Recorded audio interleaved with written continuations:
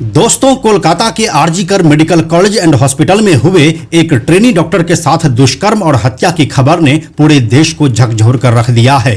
इस घटना के बारे में शुरू से ही कहा जा रहा था कि यह एक सामूहिक दुष्कर्म है, जिसके बावजूद भी सिर्फ एक आरोपी की गिरफ्तारी से ही पूरा तंत्र खुशियां मना रहा था और जनता के साथ पीड़िता के माता पिता को भी गुमराह किया जा रहा था। इसके बाद अब जब यह केस सीबीआई के हाथ में गई और सुप्रीम कोर्ट ने एक्शन लिया, तब जाकर कई खुलासे सामने आए। अब खबर यह आ रही है कि इस घटना के संदर्भ में कुल 6 लोगों की पॉलीग्राफी टेस्ट की जाएगी, जिसमें मुख्य आरोपी संजय रॉय और कॉलेज के प्रिंसिपल डॉक्टर संदीप घोष के अलावा 4 और शख्स हैं। आखिर क्या होती है ये पॉलीग्राफी टेस्ट और क्या इससे इस घटना की असली सच्चाई सामने आ सकेगी? आइए आपको बताते हैं सब कुछ आज के इस वीडियो में। हेलो एंड नमस्कार, मेरा नाम है प्रशांत और आप देख रहे हैं बेजोड़जोरा.com का यूट्यूब चैनल। दोस्तों, सबसे पहले हम आपको यह बता दें कि कोलकाता में हुए इस जघन्य अपराध में आखिर पॉलीग्राफी टेस्ट की आवश्यकता ही क्यों महसूस हुई। तो दोस्तों, इस केस की जांच कर रही सीबीआई के सामने अभी भी कई ऐसे सवाल है जो मुंह बाए खड़ी है। सीबीआई इस बात की जांच कर रही है कि इस अपराध को बिना किसी रुकावट के सेमिनार हॉल में आखिर अंजाम कैसे दिया गया। फिर पता चला कि उस हॉल के दरवाजे का टावर बेल्ट टूटा हुआ था, लेकिन जब जांच आगे बढ़ी तो पता चला कि टावर बेल्ट टूटने के कारण दरवाजा कुछ समय से खराब था। सीबीआई यह भी पता लगाने की कोशिश में है कि क्या कोई दूसरा शख्स सेमिनार हॉल के बाहर खड़ा था। साथ ही ऑफिसर्स इसकी जांच भी कर रहे हैं कि जब घटना को अंजाम दिया जा रहा था तो सेमिनार हॉल के अंदर से कोई आवाज क्यों नहीं सुन सका। इसके साथ ही पीड़िता के शरीर से लिए गए डीएनए, वजाइनल स्वैब, ब्लड और पोस्टमार्टम रिपोर्ट के बावजूद सीबीआई अभी तक किसी भी निष्कर्ष पर नहीं पहुंच सकी है। सीबीआई जानना चाहती है कि क्या मुख्य आरोपी के अलावा भी कोई इस अपराध का हिस्सा था। आरोपी जो बोल रहा है वही सच है या उसने किसी बड़े नाम को बचाने के लिए सारा जुर्म अपने ऊपर ले लिया है। इन सभी सवालों के जवाब सीबीआई को नहीं मिल रही है और इसलिए अब इस केस में पॉलीग्राफी टेस्ट की आवश्यकता हो गई है। अब अगला सवाल है कि ये पॉलीग्राफी टेस्ट आखिर है क्या, जिससे कोलकाता केस की सच्चाई सामने आने के दावे किए जा रहे हैं। तो दोस्तों, हम आपको बताते चलें कि पॉलीग्राफी टेस्ट में आरोपी को बेहोशी का कोई इंजेक्शन नहीं दिया जाता है, बल्कि कार्डियो कफ जैसी मशीनें लगाई जाती है। इन मशीनों के जरिए ब्लड प्रेशर, नब्ज, सांस, पसीना और ब्लड फ्लो इत्यादि को मापा जाता है। इसके बाद आरोपी से सवाल पूछे जाते हैं। झूठ बोलने पर वह घबरा जाता है, जिससे मशीन पकड़ लेती है।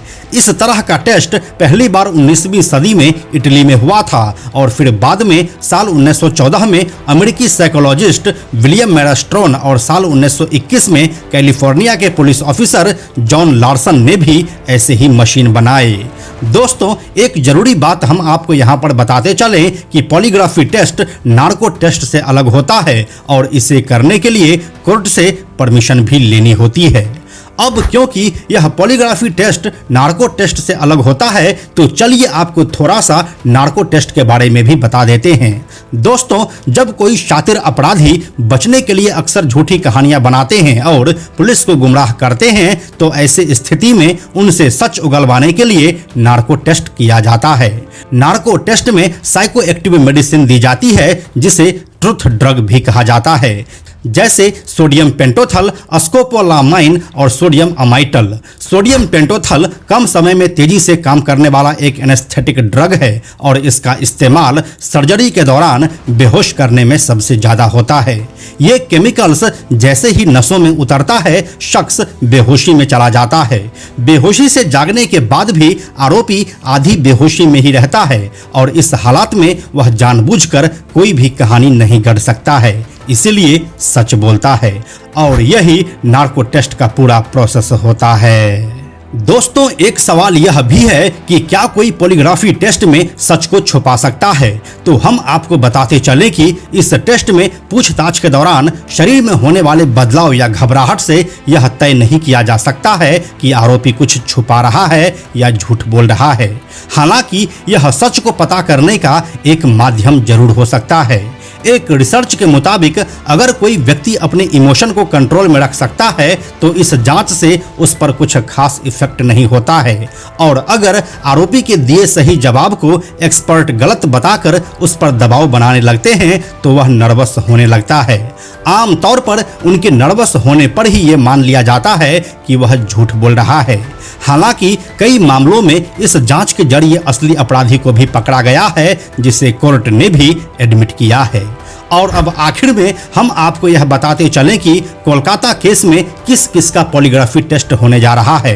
तो दोस्तों, इसमें पहला नाम है संजय रॉय का, जो कि घटना के दूसरे दिन से ही मुख्य आरोपी है और सबसे पहले इसकी ही गिरफ्तारी हुई थी। दूसरा नाम है आरजीकर मेडिकल कॉलेज के प्रिंसिपल डॉक्टर संदीप घोष का। डॉक्टर संदीप घोष के ऊपर शुरू से ही मामले को कवर अप करने के आरोप लगते रहे हैं। इसी के साथ वो कई वजहों से भी संदेह के घेरे में रहे हैं, जिसके बारे में हम पिछली वीडियो में आपको बता चुके हैं। तीसरा और चौथा नाम है अर्का और सौमित्र का।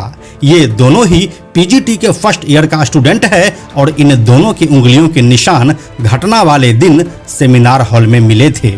पांचवा नाम है गोलाम का, जो कि एक हाउस स्टाफ है और घटना वाले दिन सीसीटीवी फुटेज में उसे सेमिनार हॉल की तरफ जाते देखा गया था, जहां पर इस जघन्य अपराध को अंजाम दिया गया था। और अब आखिर में छठा नाम है शुभदीप का।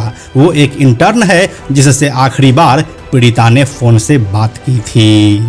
दोस्तों, 5 सितंबर से पहले इस पॉलीग्राफी टेस्ट की रिपोर्ट कोर्ट में जमा करना होगा, क्योंकि इस दिन कोर्ट इस मामले में अपनी राय देने वाली है। अब देखने वाली बात यह है कि इस पॉलीग्राफी टेस्ट से क्या कुछ निकलकर सामने आता है।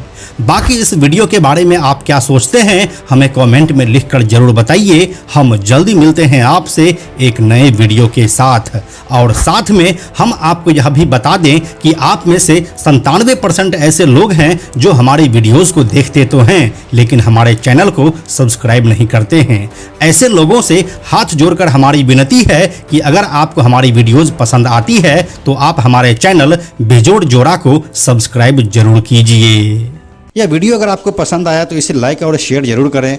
आने वाले वीडियोस के लिए बेजोड़ जोड़ा को सब्सक्राइब करके बेल आइकन को टच करना ना भूलें। Thank you so much.